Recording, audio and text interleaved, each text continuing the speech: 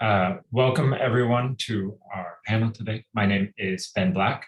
I'm going to give a brief introduction to the SZ4D initiative, to the Magmatic Drivers of Eruption strategy within SZ4D, and to the goals of today's discussion, before handing things over to our moderators and panelists and to you, the audience. So SZ4D is a new initiative to investigate the processes from earthquakes and faulting to landscapes and seascapes to magmatic systems that underlie hazards at subduction zones. For us, within the context of volcanic hazards, the key question we would like to address is how transcrustal processes initiate eruptions at arc volcanoes.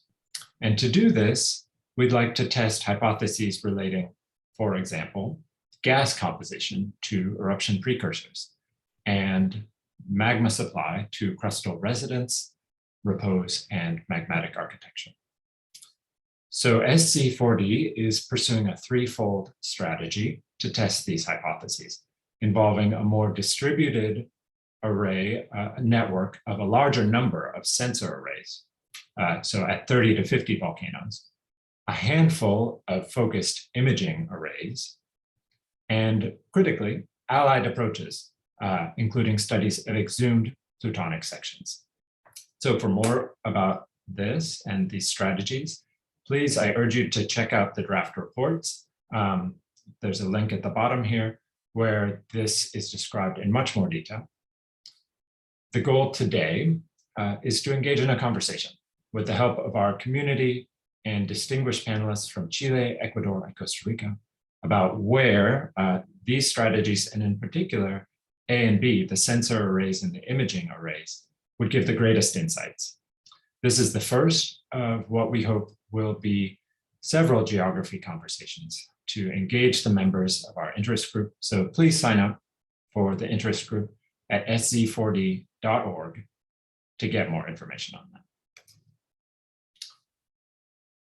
Chile and a site within the US are currently likely primary sites for the SZ4D initiative as a whole. And what this means is that there's shared interest across faulting and earthquakes, landscapes and seascapes, and magmatic drivers of eruption in co-locating and having focused overlap in these regions to understand connections among these processes.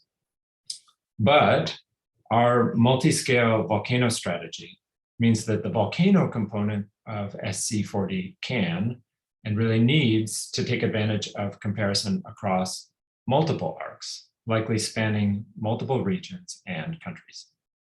So in other words, with 30 to 50 volcanoes with sensor arrays on the left, and this number was chosen to give an 80% chance of observing 10 or more eruptions in a 10-year period.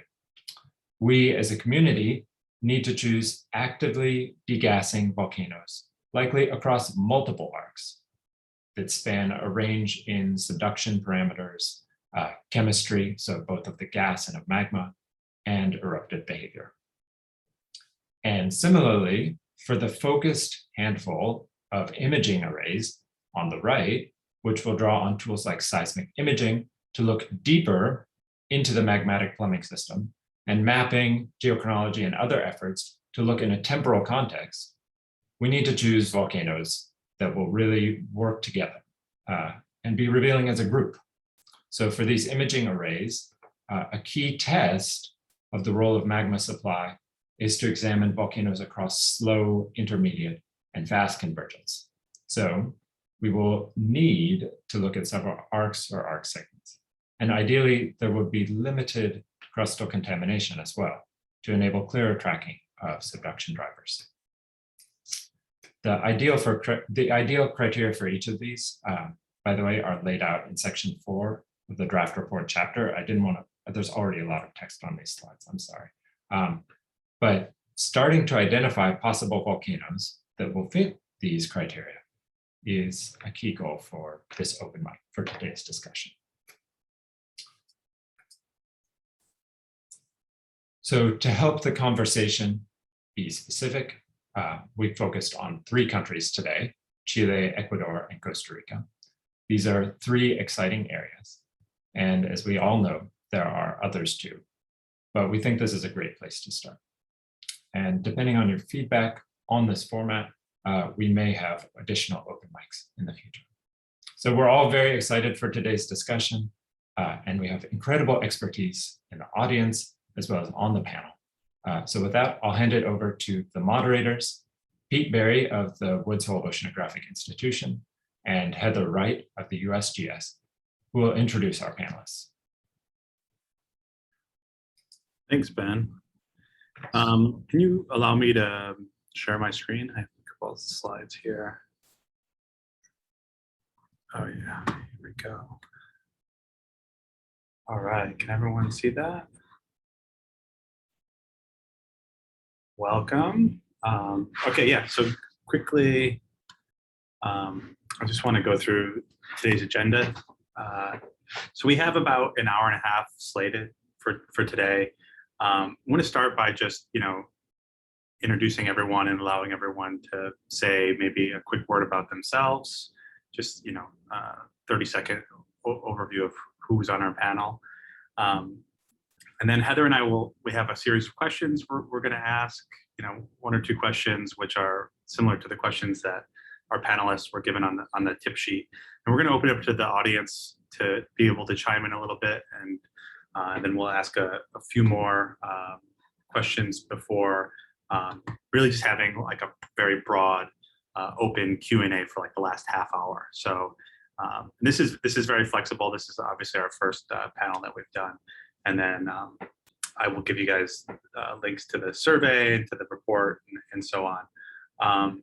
So just very quickly, I want to go over some of the norms. And we're all used to being on Zoom meetings at this point. So just please be respectful and listen. Do not interrupt.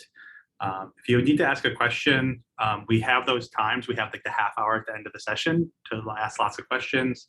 We're also going to ask questions in the middle of the panel. Please just raise your hand. We have people moderating the chat, or just enter your question into the chat, and then we can read it.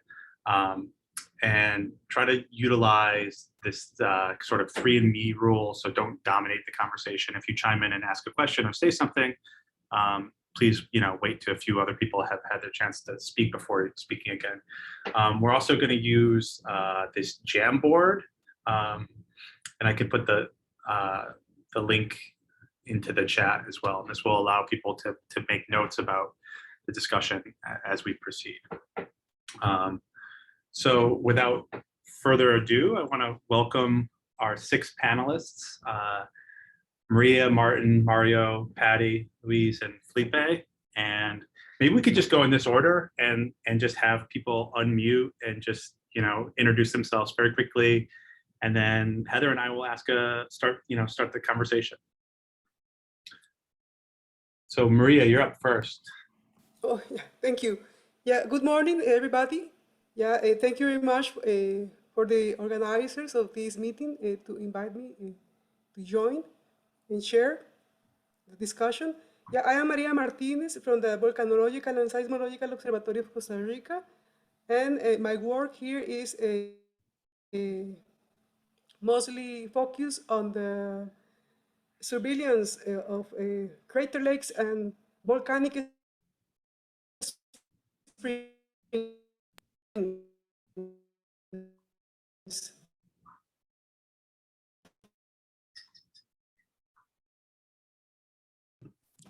Pete, can you bring up your list of presenters again so we can see the order? Yep, I can. Martin, you're next. Sorry, I was trying to put this in the chat. Good morning, everybody. I'm Martin de Moor. I'm also at OVSICORI, like Maria, and I'm a volcanic gas geochemist.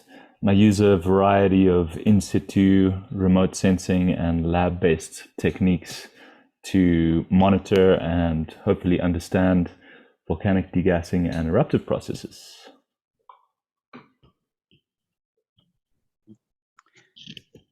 Hi, my name is Mario Ruiz. I'm working at the Instituto Geofísico of the Escuela Politécnica Nacional in Quito, Ecuador. And we deal with the study and monitoring of the volcanoes in Ecuador, and you know that we have a bunch of volcanoes, and the most active volcanoes that currently we have are the Sangay and Reventador volcano, which are the volcanoes that we are recommended or suggesting to be considered for this type of studies. Thanks.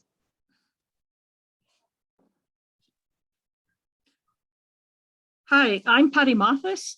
I'm a professor and a researcher at the Geophysical Institute, the Escuela Politécnica Nacional in Quito. Mario and I worked together for almost 30 years.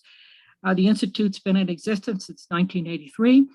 We monitor 20-some volcanoes, and I have worked extensively on field mapping as well as geochronology and understanding the life of volcanoes, especially in the Cordillera Real, but particularly recently on rhyolitic systems.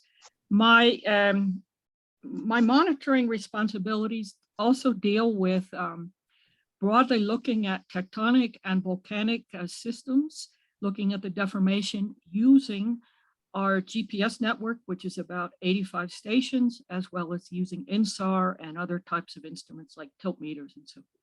So it's a great pleasure to be with all of you. Thank you for this invitation, and we hope that we can come to some conclusions. Thanks.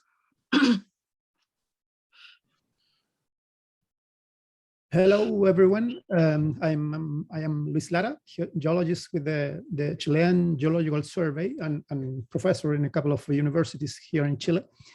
I was also I am the former head of the Volcanic Monitoring Network in Chile, and I am mostly interested now in interpolate volcanism, oceanic islands, which is a very different story, but also in the volcano tectonic links in arc settings, especially in the southern Andes. Thank you. Hello to everyone. I'm Felipe Aguilera. I'm volcanologist and PhD in fluid geochemistry. I'm associate professor at Universidad Católica del Norte in Antofagasta, and also a researcher in the volcanic risk research group in the same university. My work has been focused mainly in the northern Chile, mainly related to the fluid geochemistry, but currently we are doing a multidisciplinary approach in several volcanoes on northern Chile. And I have some experience also in some southern Chile volcanoes, and currently also in the southern Peru. And our last work is related with the volcanic risk assessment in some specific volcanoes here in northern Chile. All right, great. Thanks so much, everyone. So I'm going to put up this the Jamboard here. Can everyone see that okay? Okay, great. Now, and I put the link into the chat so that, you know, everyone in the audience can make notes as we go. So I'm going to hand it over to Heather for the, you know, we're right on time. Thanks so much for everyone for being brief. And yeah, we'll just start the discussion now. So Heather, if you want to lead us off, that'd be great. Thanks, Pete. If you're not familiar with a Jamboard, that Jamboard that Pete is showing on his screen is a place where you can write questions if either you don't have time or it doesn't feel like the right space to ask your question out loud in the meeting. Add a sticky note, and I can see that Pete's giving an example of how you can do this, and then it will appear on the slide in the Jamboard. You'll notice that there are several different slides in this online file, and those different slides, if we run out of space on the first one, the different slides are additional places for people to add sticky notes with questions that we can look through later. Okay, so we're going to start by asking a single question to 3 different people. And then when Pete asks the following question, he'll ask the remaining 3 panelists that next question. So we'll start with Mario for this first question. Before this panel discussion, Several of you filled out some surveys giving ideas about possible targets for imaging arrays and for studies that we have heard a little bit more about the intent of in the introduction that Ben gave us today.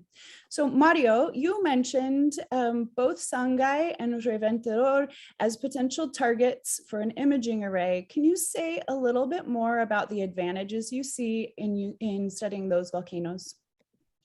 Okay, thanks. Sangay first is one of the most active volcanoes over the world. No? So it has been active since the first report that we have, the first historical report that we have about this volcano. No? That it's dated in the 1628. So from that date, no, that was the first time that somebody wrote a report about this volcano.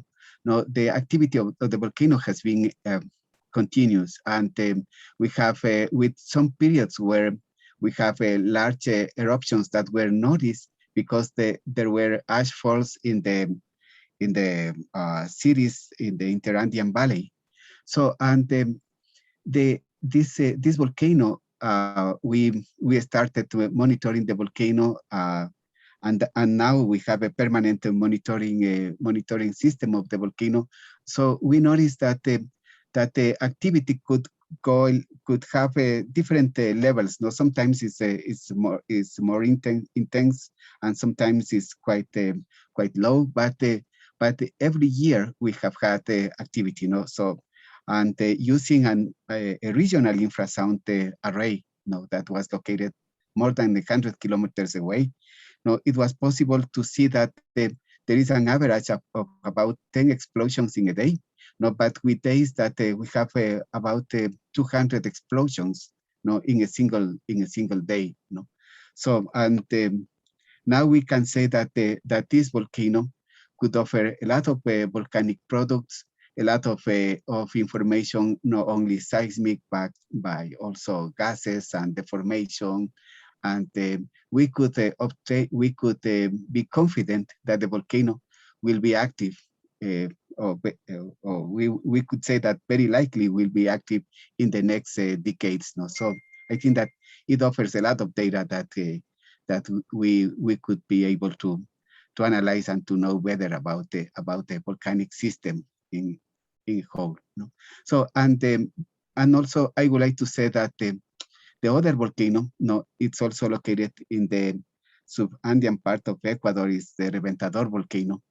So the volcano was hidden somewhere in the jungle up to 1926, no, where when an explorer first report that the location of this volcano, and from then we have reports of several periods of activity. No, the most recent period of activity started with the BEI 4 with the large eruption with the ash column of 17 kilometers high, and then the volcano has been continuously active up to today. No, so this is a volcano that has generated more than 14,000 explosions, and the Instituto Geofísico has been monitoring this volcano since 2002 with a network of seismic infrasound, and also we installed the deformation sensors, and we have also a long record of gas SO2 emissions. No? So I think that these two volcanoes, no, they have some difference, no, but what is similar between these volcanoes is that they are located in the southern portion of the North Andes volcanic zone, and that they are very, very active. Thanks, Mario. We're going to hold off questions until a few minutes later. We'll go straight to the next panelist. I forgot to mention that we've only got about 3 or 4 minutes per answer to questions, but that was great, Mario. We'll move on to Maarten now. Maarten, you mentioned in the responses to your survey, both Rincón de la Vieja and the pair of volcanoes of Turrialba and Irazu. Can you discuss a little bit about why those are your favorite targets and the advantages you see? Sure. So Rincón de la Vieja is a very interesting volcano. To me, it's got an acid crater lake. Produces a lot of lahars. It's recently been the most active volcano in Costa Rica, and it's also part of an interesting caldera system that hosts a huge geothermal system. So all of this makes for quite an interesting system in terms of understanding like the deep processes versus the production of these very frequent phreatic eruptions. And it's also not super well monitored compared to the other Costa Rican volcanoes. And the Irazu Turrialba pair is a very interesting pair of volcanoes. Well, first of all, very important because Irazu is actually the most dangerous volcano in Costa Rica, located very close to San Jose. So it's a big threat to the population. And there are some indications that the plumbing system between Irazu and Turrialba are linked, which raises a bunch of interesting questions. They're quite well monitored, but the access is really easy, and I think it would be an easy target. Also, with both of these volcanoes, and something that I think that the Costa Rican volcanoes bring to the table is that there's very little crustal contamination. I guess I'll leave it there. Great. Thanks so much, Maarten. And we'll move to Ruiz for the final panelist for this question. Ruiz, you mentioned actually 3 different either pairs or clusters of volcanoes. I don't know, maybe if you can just very briefly touch on either your favorite of these 3 or a little bit about each, whichever you decide. Yeah, so my first option is Villarrica, Quetrubellán, and surroundings. Because of in terms of the scientific goals, I think this segment of the Earth is interesting because it's a thin crust. Crustal tectonics is very active because there is a big fault, and in particular, the exhumation rate is also high in this part of the Andes, and so you can have the modern volcanics and the deep plutons are now at the surface, and Villarrica Quetrubellán area is interesting because the variety of the magma compositions from very active basaltic or basaltic andesite volcano, Villarrica, and Quetrubellán, which produces very evolved magmas. They have very different eruption frequencies. Villarrica is very active and, of course, well monitored, but Quetrubellán has some big explosive eruptions in the Holocene, but not historical eruptions. So there are many options in this area, and this area is surrounded by minor eruptive bands where basaltic magma has been erupted. So I think this area has some advantage in terms of the variety, the eruptive style, the composition, and is in terms of the logistic is very accessible and easy to work there. Great, thank you so much. Just to remind you all about the imaging arrays that, because I think it'll be important to come back again and again to the different types of experiments that could potentially be deployed. The imaging arrays, the idea there, that is studies looking at greater depth, so using geophysical tools to look at greater depth and also in greater time depth, so looking at eruptive histories. Mafic targets might be particularly useful, especially looking for lower degrees of contamination and more parental melts. Sensor arrays, that's a different type of deployment. That would be at many more volcanoes and where volcanic activity is even more important because we're trying to catch eruptions. There is a description of each of those different types of instrument deployments on that first Jamboard page. So that's what all the text is there in the white background. I think it's over to you, Pete. Okay, yeah, thanks so much, Heather. Yeah, so I just want to ask like a follow-up question to the other panelists. I'm going to start with Maria. Maria, it's good to see you, and thank you again for joining us.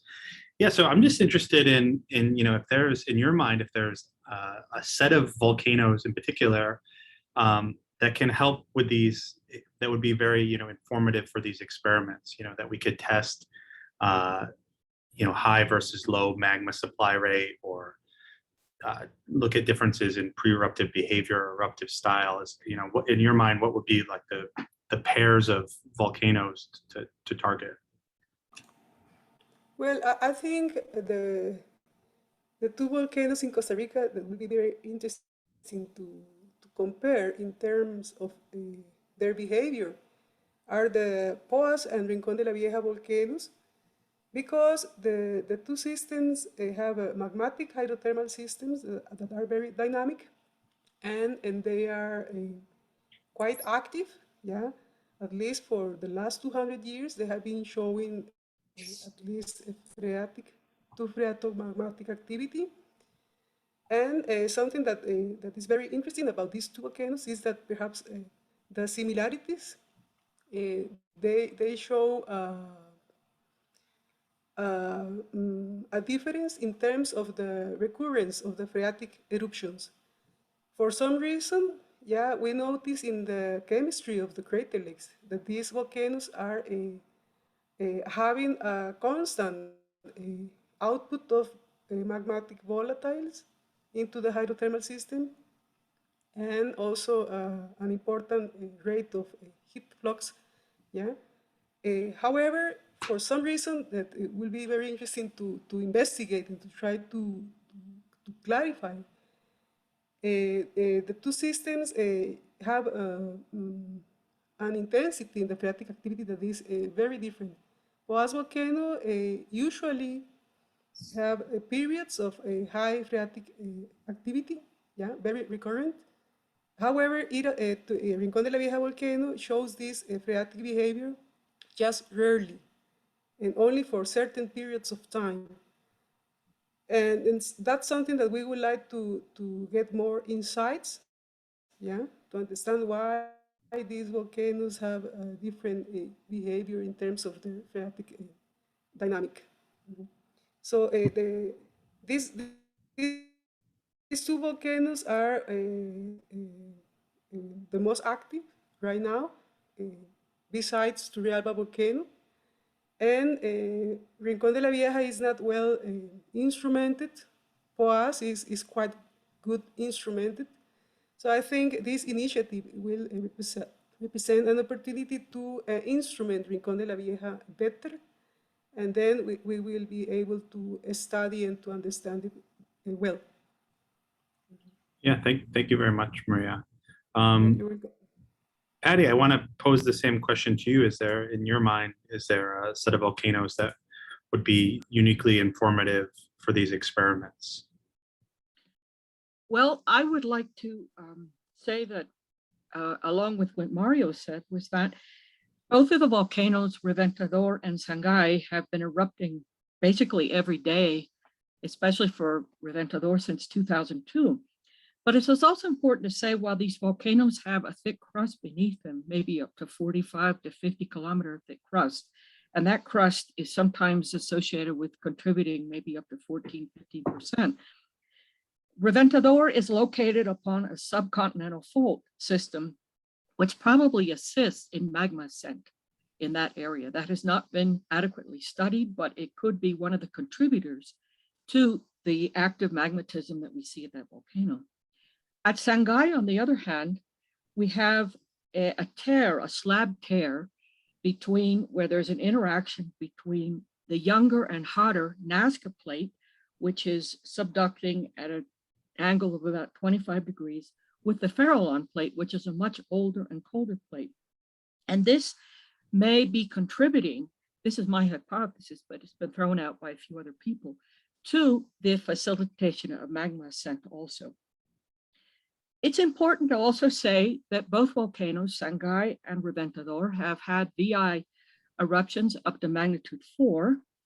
When you look at the stratigraphy to the west of Sangay, and when you work around it, you see not only evidence of basaltic andesite activity, which is all the scoria and so forth, but then you also have pumiceous layers that are up to maybe half a meter in thickness.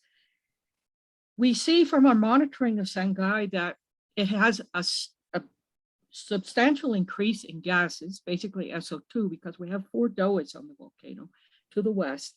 And these go up to maybe 1,000 to 1,500 tons a day, as seen by ALMI, or maybe one of the other gas monitoring from a satellite, but also then by our systems.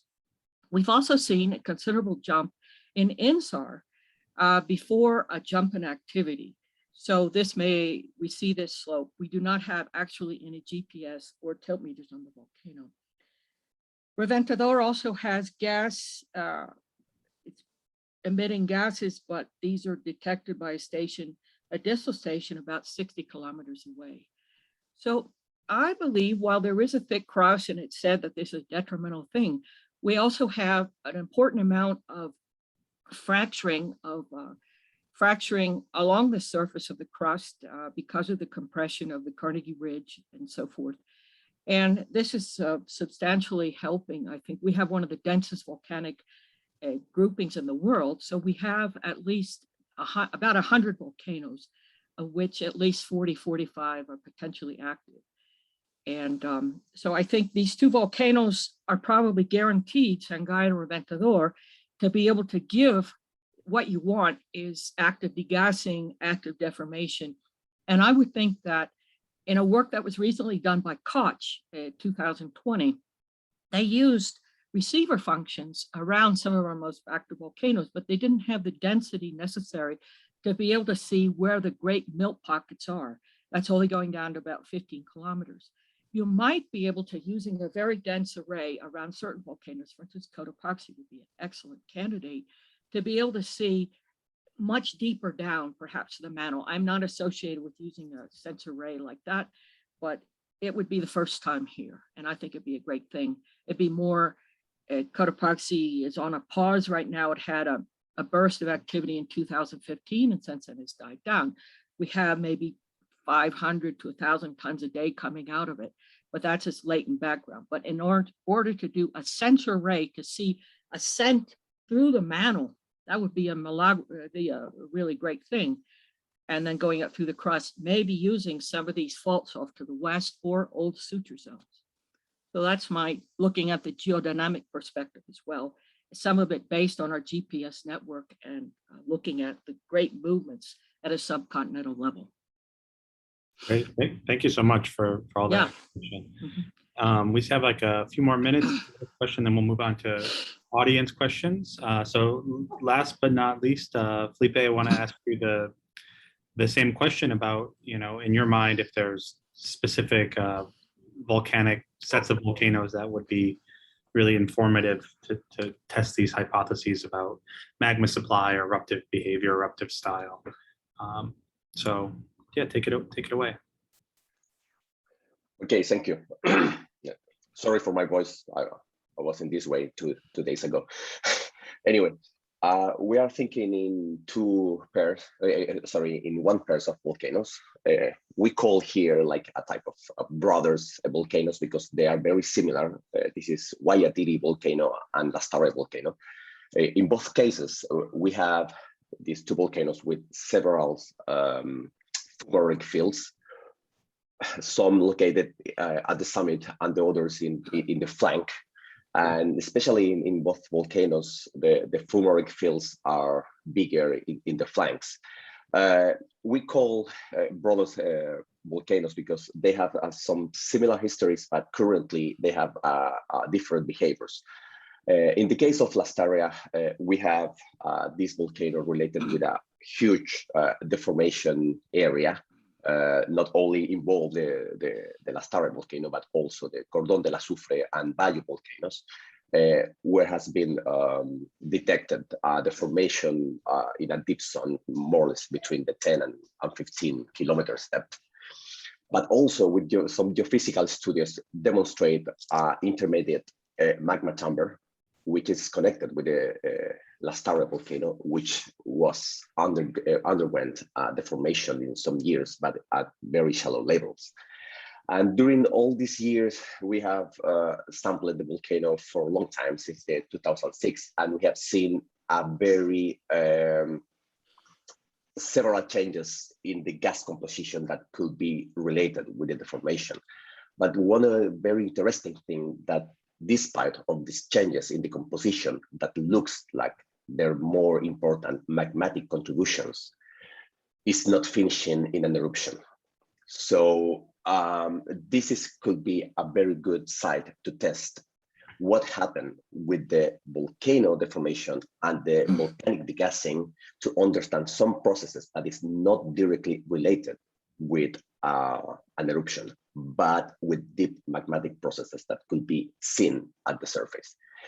In the case of the Guayatiri volcano, currently is more dominated for aerothermal fluids.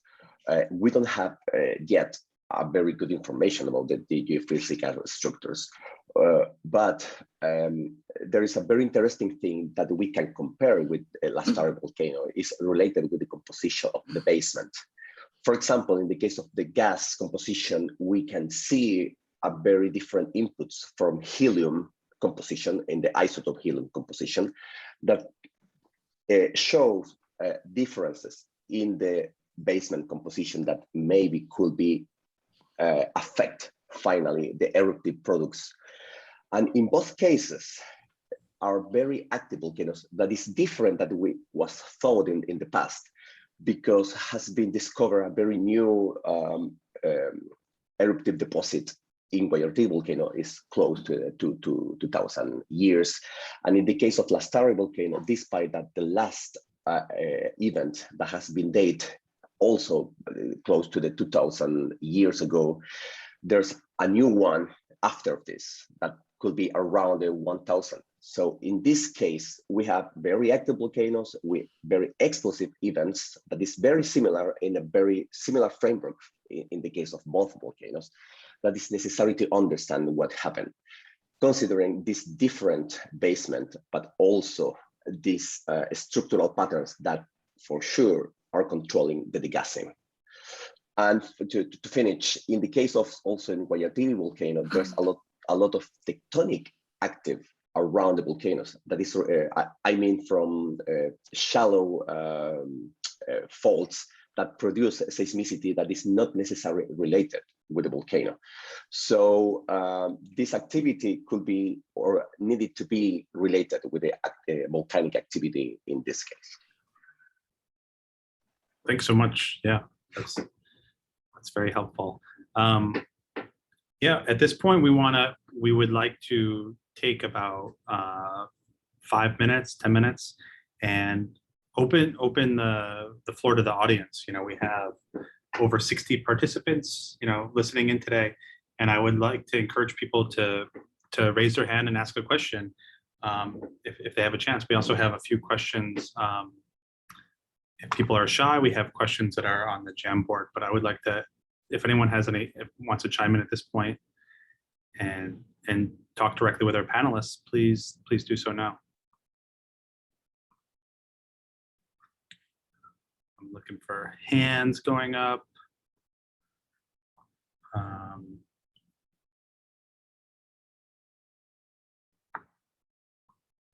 Okay, I don't see any hands yet. Don't be shy. But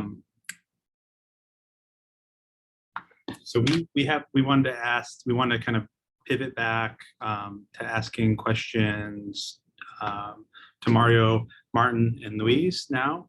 On the Jamboard, I can see, what are constraints on magma supply at the volcanoes under discussion? Are there volcanoes that show a range in magma supply? So maybe this is a question that we could come back to. If Mario or you could address this question directly about magma supply, which is sort of one of the fundamental hypotheses that we're trying to test, trying to understand magma supply. Is this something that you think there's strong constraints on? Yeah. What I will say. Sorry.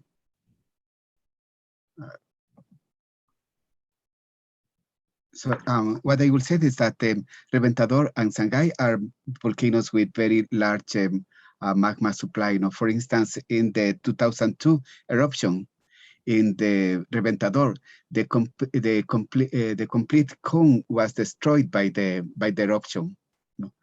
And then by 2015, the cone was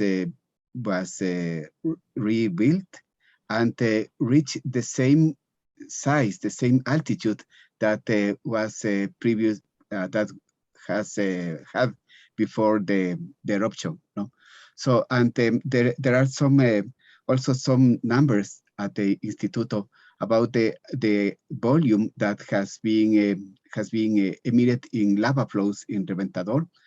And also there are some we have had some estimations of the amount of ash that has been emitted by the volcano. So, but this is an example of a volcano with a very large magma supply. But also, if we see the record of Reventador in the geological record, we notice that the Reventador had periods with the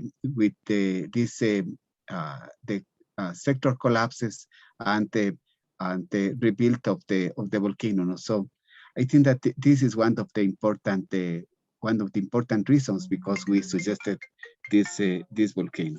So the same happens the same for Sangay. Sangay has the edifice, the volcano edifice in Sangay is the third one that has been for this volcano. The first one was destroyed, and then we had a second collapse. And then the new cone has been built since probably 13,000 years. And we have seen, for instance, in these last decades, how the morphology of the summit has been changing, with new domes, new craters, and now there is a very big incision that is offering a completely new geometry of the volcano. So I can say that these two volcanoes have a very large magma supply associated with their activity. Thanks. Yeah, thanks so much. We have a couple questions coming into the chat, and yeah, they're broadly about the volcanic products and about the petrology of these systems. One of the questions, I don't know, Felipe, if you can see the question is directed towards you from Costanza. Yeah. Yeah. Asking specifically about petrology and volcanic products. I don't know if this is something that you could talk about a little bit. No, anyway, I can answer some question that I be here. Constance asked about the chemical composition of volcanic products in Lara and Guayatiri volcanoes. In both cases are dominated between andesites. In the case of Guayatiri volcanoes, we have a serial of domes in the southern part of the volcanoes, and in the case of Guayatiri volcano, it's more dominated by lava flows and small amounts of the pyroclastic products. However, the last is the most important because it's the last eruption that covered a lot of sites. In the case of La Stara volcano, it's a mix, but dominated for a lot of pyroclastic flows, to sector collapse, and small amounts of lava flows. And in this way, and also to answering to Georg Selmer, sadly, in the case of Guayatiri volcano, we don't have a lot of information yet to have a good information about the magmatic plumbing systems. That is different in the case of La Stara, there's a clearest framework about how is the evolution of the volcano, but also how is the architecture of the volcano, especially in the past, and has been a very good correlation with the geophysical studies about the location of magma chambers and the amounts of the crustal contamination and other type of processes. And the last that Álvaro Amigo is asking about, what about the Lascar volcano? I don't mention, but I put in the document, maybe if I don't know, it has been shared, the document, but we put also the Lascar volcano. I understand, and I am agree with him that it's the volcano with more information, but also with more changes in the way of erupting, and also has been the volcano with the historical eruption in the northern Chile, very frequent, and with several characteristics, especially that can be very good correlated with the seismic activity, the thermal anomalies, and also with the degassing. So it's just because of the time that we don't mention that, but also Lascar is in the list. Thanks so much. Yeah, thanks for kind of going through those questions that came in on the chat. I think we can take a second to we're a little bit behind, but we have plenty of time for the Q&A at the end. So I would like to I would like to also ask Maarten and Ruiz about this about magma supply constraints. Maybe a brief answer if you think this is well constrained, or if it would benefit from the type of imaging and sensor arrays that SZ4D is proposing. So, Pete, can I share screen? I actually have a slide about this. Yeah, of course. I can stop sharing. I don't know if it's going to easily let you share, Maarten. Okay, let's have a look.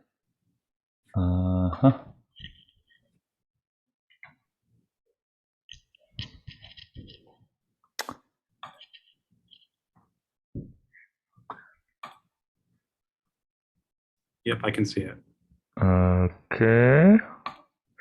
So yeah, I was thinking about this magma supply question in the context of SZ4D, and what I'm showing here, maybe I can share this with you guys later, but basically looking at some data from Kuderolf et al. 2008, and looking at the eruptive magma flux, the ratio of eruptive to intrusive magma flux, and also looking at the degassing rate at volcanoes in Nicaragua and Costa Rica, kind of as a comparison, because ideally the eruptive plus intrusive magma flux should be somehow related to the SO2, the gas flux from the volcano. And so, just a couple of things to look at here in this middle plot, looking at the eruptive to intrusive ratio. So how much of the magma is erupted versus how much is maintained in the crust. If you look at the Costa Rican volcanoes, at least according to Cruz et al. 1984, the ratio of eruptive over intrusive for a typical stratovolcano is a little less than 1. And so the Costa Rican volcanoes, a lot of them are quite representative of like typical stratovolcanoes. According to Cruz et al. In the CVZ, of Chile, there's a lot more intrusive magma compared to the amount of extrusive magma, which is something interesting.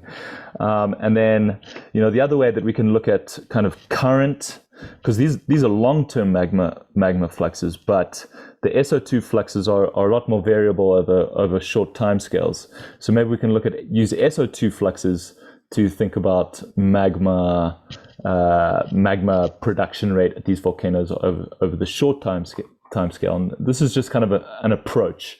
not really, pushing one volcano or another, or one place or another, but just thinking about these kinds of magma production rates and using those to come up with good targets. But I think that the Costa Rican volcanoes, at least, are quite good if you want to address what does a typical stratovolcano look like, and also this low crustal contamination. I think that those are two important points here. So I can thanks for that. That's great. Thanks for sharing, Martin. Sure.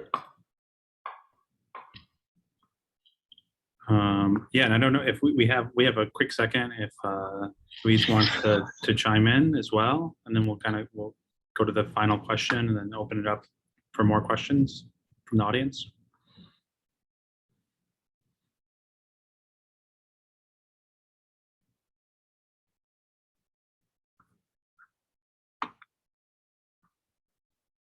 Ruiz, do you want to say a few words as well? So just to say that my first option in Villarrica, Quetropián area is perhaps interesting because there's some extensive work on petrology about the Villarrica and the minor eruptive bands, and some discussion about the contribution of the lithospheric mantle. So it's a setting with a thin crust, but with some complexity in terms of the source involvement and the processes, and perhaps with an expression in the variety of the compositions in the area, contrasting Villarrica, basaltic andesite volcano, very active, degassing a lot, and Quetropián, which is very different and very close. Great, thanks very much. I'm going to hand it back over to Heather for one more question, and then, like I said, we'll probably do about 20 minutes or a half hour of sort of open Q&A. Great. I see several questions that we haven't gotten to in the chat that I think are really would be interesting to talk more about after this question, especially with regards to geography. But the question that I have, and this will be put forward to Maria, to Patty, and to Felipe, before we get back into geography and choosing locations, is a question about how you envision an initiative like SZ4D most usefully contributing to existing volcanic hazard management efforts in your countries. So, or maybe even better put, how would you like to see an initiative like SZ4D contributing? So we'll start with Maria. Yeah, thank you.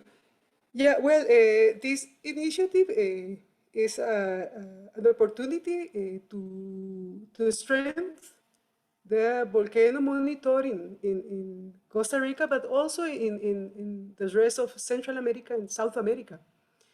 Yeah, I'm worried because we are talking about the Costa Rican volcanoes, yeah, that are promising to this initiative. But we know very well that there are other volcanoes that are not as lazy as the Costa Rican volcanoes. There are these volcanoes in Nicaragua and also in Guatemala that deserve to be included in this initiative. I know it is not easy, it's very complicated if we see at the full panorama of the region, because there are political, economic issues preventing the appropriate monitoring of volcanoes in the region. But I think it would be very nice to try a way to try to find a way to contribute to the monitoring and the research of these volcanoes through this initiative. I don't know how to do it. I know it's very difficult, very complex. It's very variable, because some years you can have very good contacts and relationships with other countries in the region, but there are things that stopping these good relationships and And that's very inconvenient when you are trying to investigate and monitor a volcano for at least 10 years. So that's something that is of concern, and it will be a pity not to include some volcanoes from Guatemala or Nicaragua. But let's see if a way could be found Yeah, eventually. Maria, that's an So, yeah. It's an excellent point. I yeah, think so maybe it's worth adding here before you continue that, you know, we're talking about two different types of deployment, and there's certainly, I see that there was a sticky note in the Jamboard about, are the sensor arrays going to be co-located with the imaging arrays? You know, are they tied to each other? There are going to be many more sensor arrays than there are imaging arrays. And so looking for 30 to 50 volcanoes to install sensor arrays, yeah, that can then end up hitting more countries and more locations. So certainly there has been no decision made about excluding particular countries, something like that. yeah, and as you mentioned, like, we can imagine that these arrays will be different for each volcano because the conditions are not the same for all of them. So I think the setup will be practically individual for each volcano. So yeah, as Maarten de Moor mentioned, we have Poás, Irazú, Turrialba, and Rincón de la Vieja in Costa Rica. And one of the volcanoes that we would like to better instrument and monitor is Rincón de la Vieja volcano to the north of Costa Rica, because it's one of the most active volcanoes currently. But it has been a battle. It has been a battle for the observatory to try to instrument properly this volcano. And that's something very important for the country, to have a better data, better real-time data, because this volcano has these frequent phreatic eruptions and is the one that is producing these dangerous lahars. Thank you. Thanks so much. Those were great points. Patty, maybe you could add your thoughts about adding to efforts in Ecuador. Yeah, I think that both volcanoes are truly great laboratories or laboratories.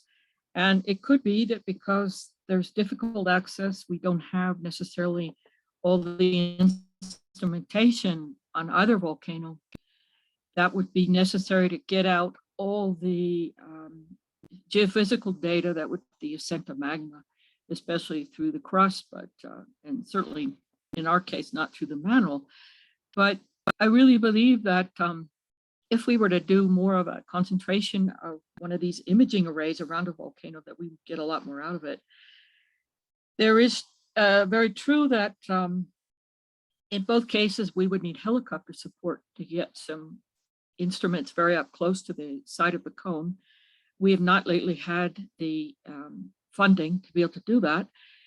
And also the helicopter support would help greatly, as Mario already indicated.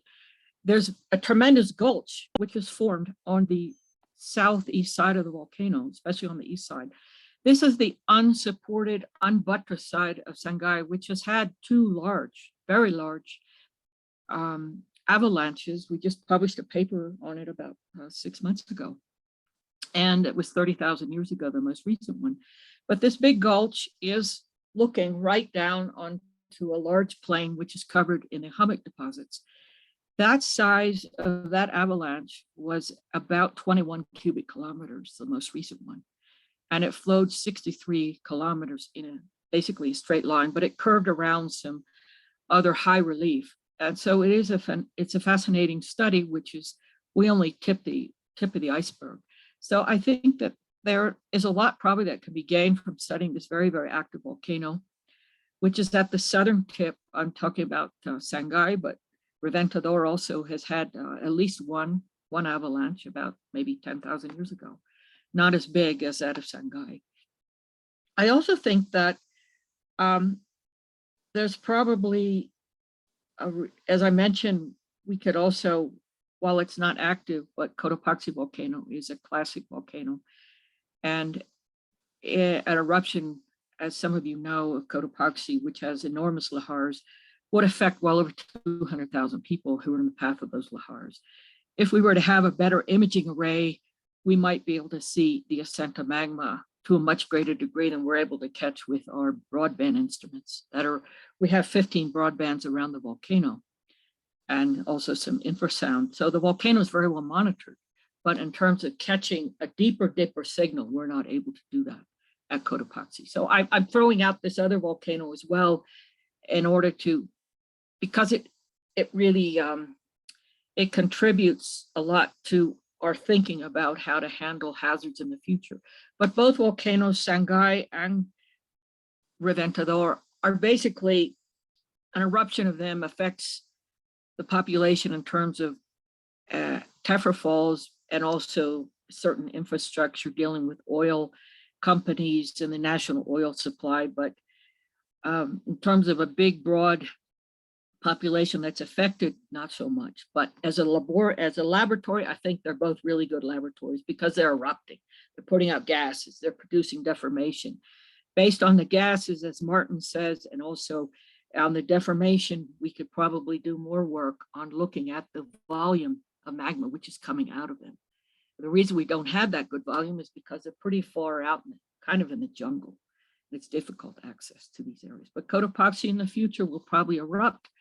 I don't know, I feel it. It has enough signals to say maybe in the next 10 years, we have much better control on that volcano. And in terms of a hazard, that would be a tremendous contribution to be able to see magma coming up from depth as to give an early warning. That's all I have to say. Thanks so much, Patty. I'll put the same question to Felipe. And actually, I see that Alvaro Amigo is also on this call. So maybe Felipe, after you, we can have Alvaro chime in on how you see an initiative like SZ4D contributing to hazards management. Okay, for sure the contribution will be very high, but it's necessary to explain why. In the case of the northern Chile, one of the problems in the sense of to get funding to monitor or to study volcanoes is because it's a very isolated areas with very few people living around it. But the problem that it looks like is not few people living around it.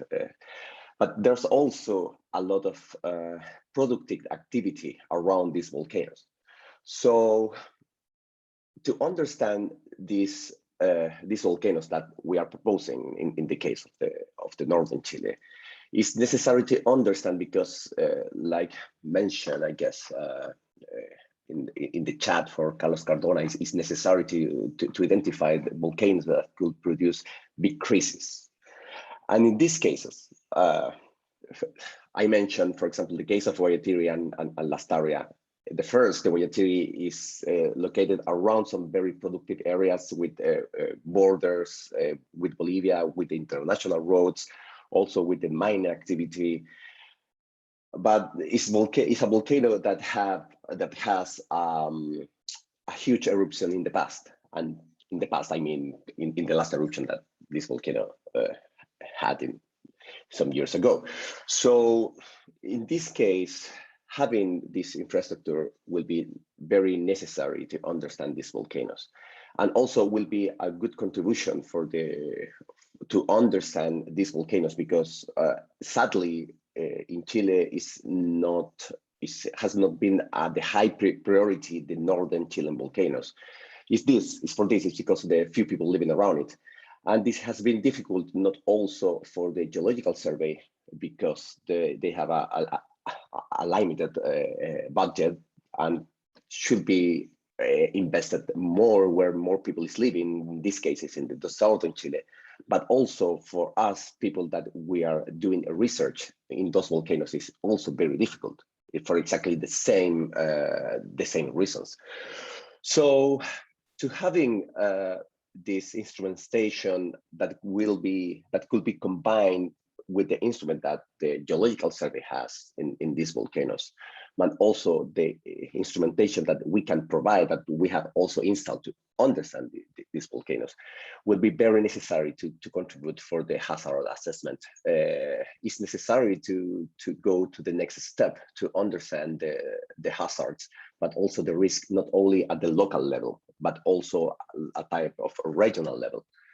We have in the central volcanic zone, a very good example in the case of Huayna Putina volcano in southern Peru, because the last eruption produced effects not only in Peru, but also in Chile, in Bolivia, in Paraguay, in other countries. Is that eruption could happen today will be a really tragedy. So it's necessary to understand that type of eruptions, but also to understand how will be the effects in the future. Thanks so much, Felipe.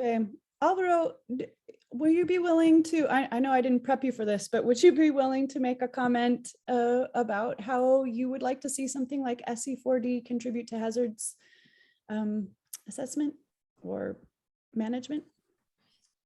Hi, Heather. I wasn't prepared to talk. How much time do I have for this?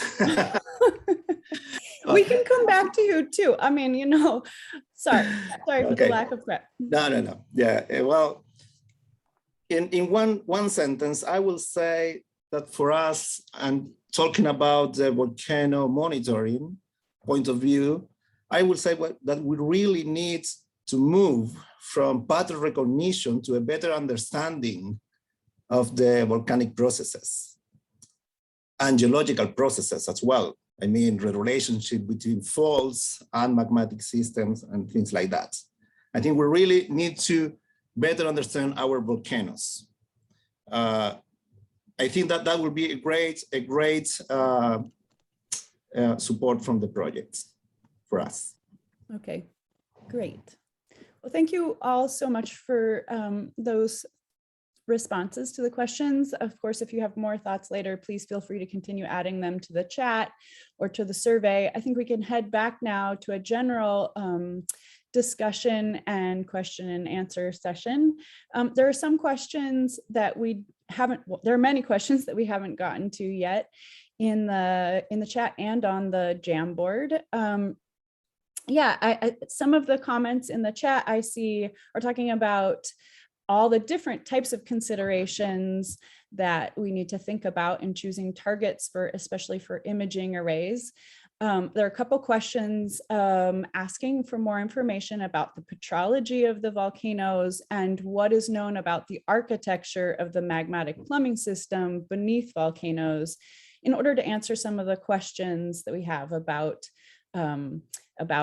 the processes relevant to these subduction zone volcanoes. And then there's another question about how much of the geologic record is available at some of the volcanoes that have been put forward. So I don't know, are there any of the panelists that want to address either of those questions if you feel like they haven't been addressed yet? Or I say Felipe. Yep. Okay, I can give some answers about some of the questions, not all, because I guess it's very important to mention.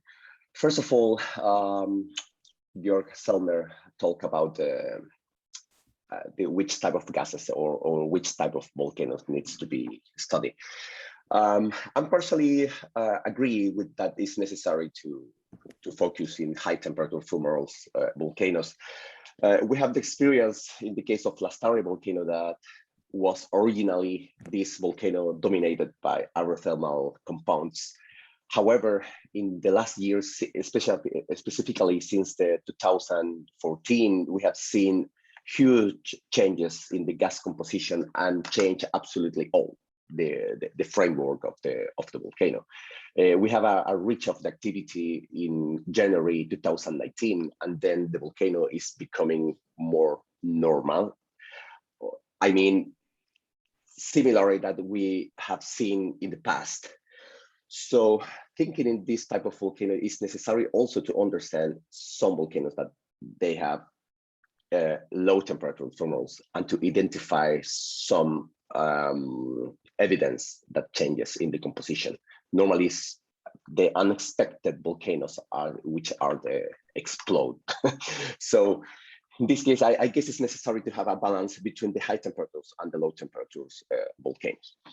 And the second thing that I want to mention and I absolutely agree, is about the structural controls on volcanoes. One of the major problems, for example, here in the northern Chile, is the ignimbrite coverage that blind the several structures. And it's necessary to understand some processes, in particular volcanoes, where it's possible to see how the structures can control the activity, or currently controls the fumarolic activity. So it's necessary to give some ideas about it, and also to give or to produce works on that topic, because it's very important to understand how works the volcano in the past, how is now working, and how could be affected in the future, especially thinking that a lot of volcanoes are able to collapse, like happened here in the central volcanic zone. Thanks, Felipe. I think we'll go to Mario and then to Maarten, and then I'll ask people to just ask questions, either maybe by unmuting or yeah. So Mario. Okay, thanks. I would like to say that the Instituto Geofísico has 19 years of data from the activity of Reventador volcano, no? And I think that we will be happy to put this data, to make this data available for research, and in a collaborative way. So, and also I would like to say that the data, this 19 years of data, this set of 19 years has been from the beginning with the seismic and altimeters data, and later, we have been improving our capabilities, and now we have broadband seismic stations and in Reventador, and we have also this infrasound microphones, and we have more altimeters and the GPS stations. So I think that this will kind of offer the opportunity not just looking at what we could obtain in the future, but also to have a larger set of data since the beginning of this recent activity period in Reventador.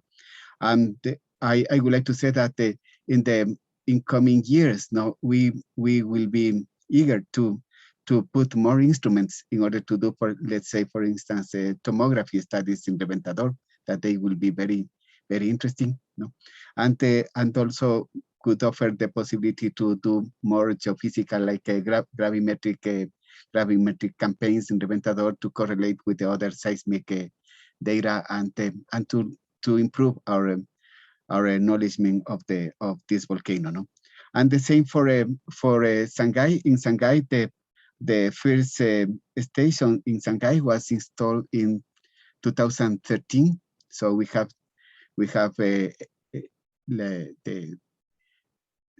for 8 years of data. But yesterday we installed another multi-parametric station.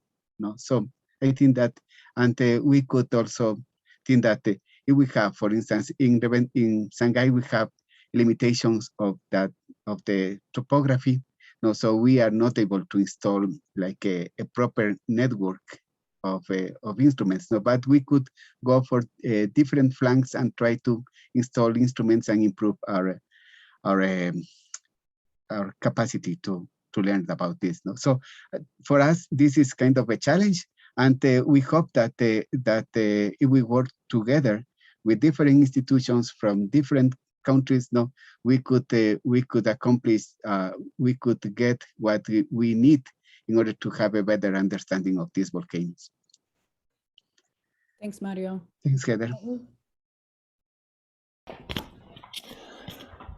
Yeah, just thinking about that question of what kind of volcanic gases to focus on for this deep imaging kind of experiments. What I think would be great would be to select volcanoes with a range of degassing styles and degassing fluxes, because the style of degassing, like if it's persistent passive degassing or no degassing followed by explosive blasts of gas. Those are reflecting or very high gas flux volcanoes versus low gas flux volcanoes. Those behaviors are somehow reflecting the entire crustal architecture of the plumbing system, as well as the magma supply rate. So that's also giving us, some indication of the variability of these systems and the volatile and magma supply. Thanks so much. I just wanted to remind everyone that the locations that we're talking about here today, these are suggestions. They're just part of the beginnings of discussion about choices of location, but we are really interested in your opinions. So please do click on that Google form survey that's in the chat if you also have ideas about locations, and especially why you think those would make great targets, either for imaging arrays or sensor arrays. If there are more questions, perhaps someone could raise their hand.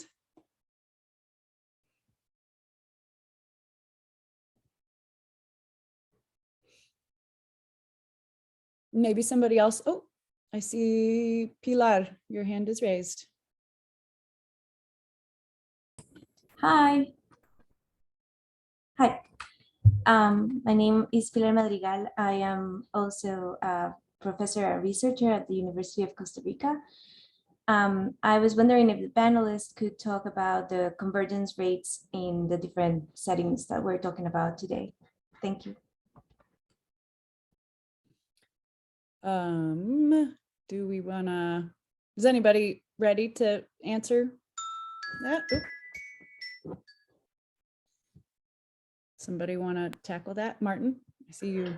Yeah, well, in Costa Rica, it's about 80 millimeters per year, as I'm sure Pilar knows, but I don't think that's what she's looking for. I think she's looking for input from the Chileans and the Ecuadorians. Yeah, I was kind of wondering what was the convergence rates in these other areas that I'm not that familiar with. But thank you. You can either raise your hand. Oh, yeah. So in Ecuador, it would be around between 50 and 60 millimeters a year as well. That's taken from GPS instruments that are 70 kilometers from the trench. And I guess we're in that category of basically a fast, fast rate of movement. I also wanted to comment, I think it was Felipe or maybe it was Ruiz who mentioned the importance. This is just a comment aside from the subduction zone, is that one of the theses here for the entire study is processes within the transcrustal system that prime or initiate volcanic eruptions. And I wanted to say that I think there's a real plus with Sangay because it's very near to where we have a deep foci of seismic activity dealing with the movement of these, where these two plates, the Farallon and the Nazca plate, are edging up against one another. And we have a lot of very deep seismicity between 7.5 and about 5 years ago, there was an event of 8.1 right over into the Peruvian side. That was quite deep. But I don't know, and as Mario says, we do have seismicity, we have the activity that we've been registering on Sangay. What was the significance of those events possibly registered at Sangay? So we have a deep focus of earthquake activity that happens from time to time, but we also have an active volcano that's within 100 kilometers of that.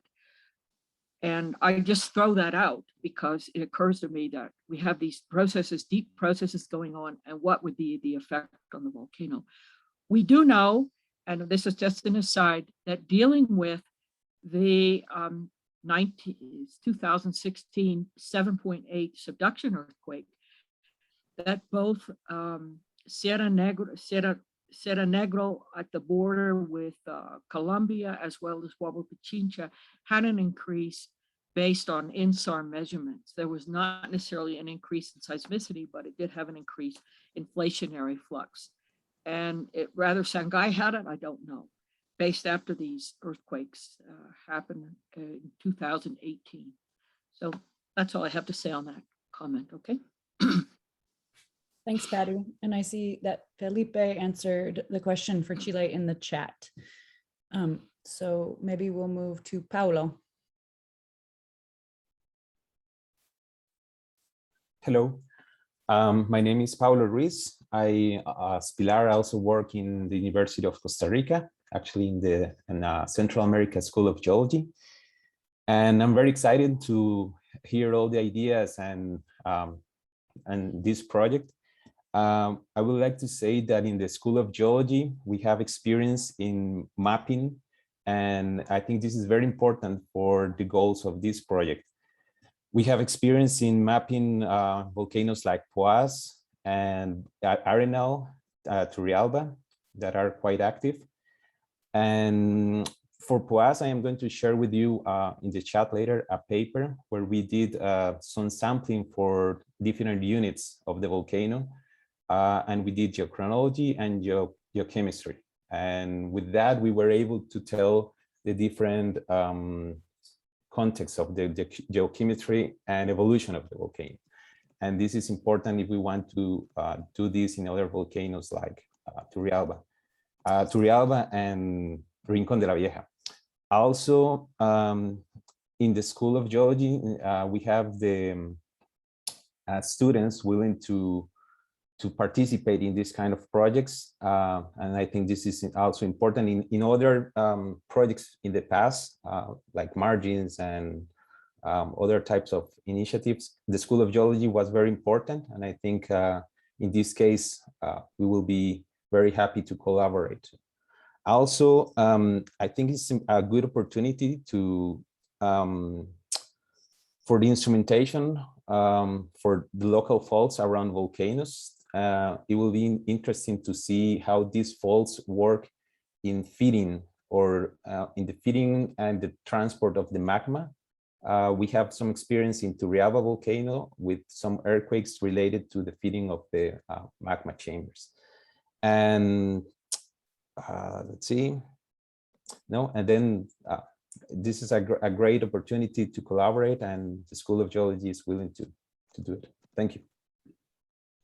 Thanks, Paulo. I see we've got about 8 minutes left in our allotted hour-and-a-half time. So we'll do a couple more questions before we run out of time. Philip, I see your hand up. Sure. All right, thanks. Well, I have a question maybe for the working group, and that is related. I think that magmatic hydrothermal systems are really important.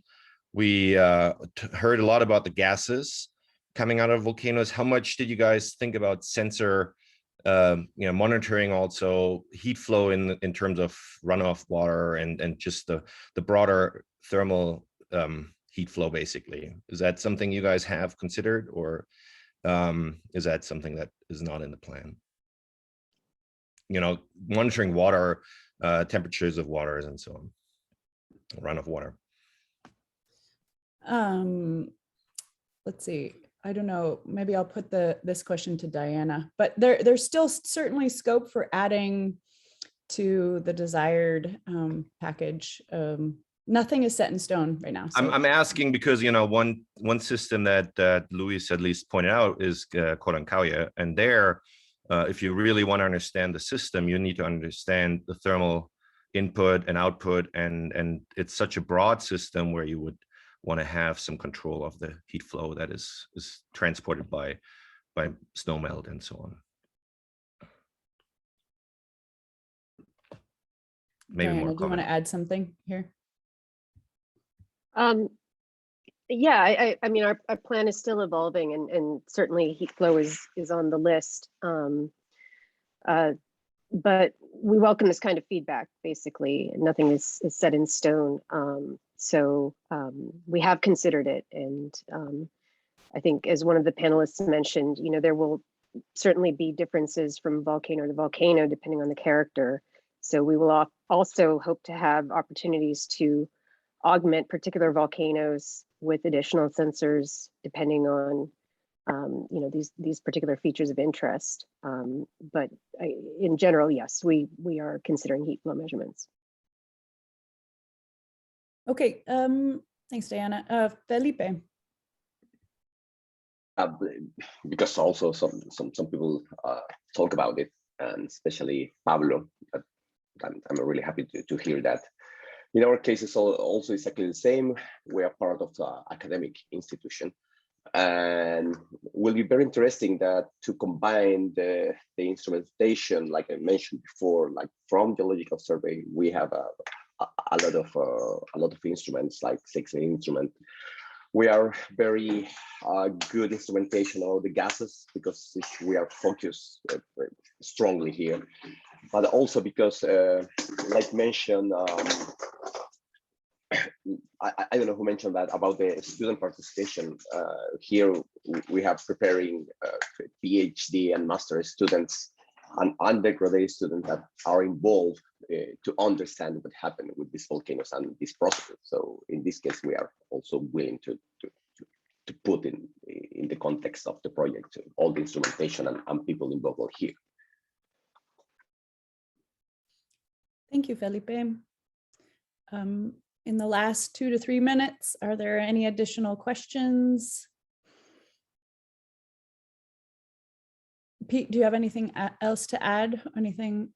No, I just really want to, I want to thank everyone again, and I want to just share the survey. I think like a great opportunity, if people have additional questions, they can just share it via this quick, kind of 5-minute survey that we put together. So I was just gonna have all those links here. I was gonna paste just once again the survey questions, the Jamboard, so people can look at all the questions that were compiled there, and then a copy of the MTE report. So I'm just gonna take all 3, and hopefully, yeah, there you go. Just posted all 3 to the group chat. So yeah, please take a chance to compile your input there. And yeah, this has all been super helpful today, and to have all of this expertise in one place and help us, focus in on what we plan to do for the future. Like Diana said, it's still very much a work in progress, and so we really value everyone's input today. Yeah, and we definitely want to thank all of our panelists. Thank you so much for both preparing for and participating in today. I'll just emphasize that the panelists were not asked here to represent the collective thoughts of an entire nation, but instead to provide a place to start this brainstorming process of potential geographic locations to focus efforts. So this is the start of a conversation that we're looking forward to hearing from all of you about and to elaborating on more.